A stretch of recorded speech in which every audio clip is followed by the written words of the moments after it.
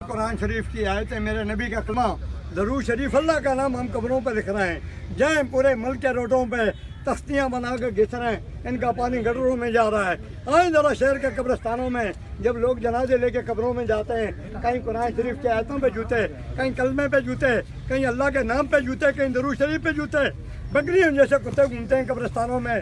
کتا اونچی جگہ پیشاب کرتا ہے، کسی پہ بسم اللہ، کسی پہ کلمہ، کسی پہ آیت الکرسی، کسی پہ درود شریف۔ آج اپنے محلوں میں دیکھیں دیواروں پہ کاغذ چپکائے ہوئے ہیں، اللہ کے نام، نبی کے، صحابہ کرام کے، شہداء کے، اولیاء کرام کے مبارک نام۔ 4 دن کے بعد وہ کاغذ پھٹتے ہیں میرے اور آپ کے پاؤں کے نیچے۔ آج خانہ کعبہ، رسول پاک مبارک وسلم کا روزہ، قرآن شریف کی آیتیں اخباروں میں، تتی پیشاب نجاست میں، کوئی قبروں میں دفنا رہے ہیں۔ آج کسی نے نہیں پوچھنا ہے بھائیو، جو مرضی کرنا ہے کر لو، کل اس قبر میں بے حرمتی والے بے حرمتی کا جواب دیں گے، وہ دنیا میں خاموش رہنے والے اپنی خاموشی کا جواب دیں گے۔ میرے نبی کے دودھ پینے تک بچے کربلا کے میدان میں سر کٹے اور نیزوں پہ چلے، جنت کے سرداروں کے سر، یہ دین کی خاطر کٹے۔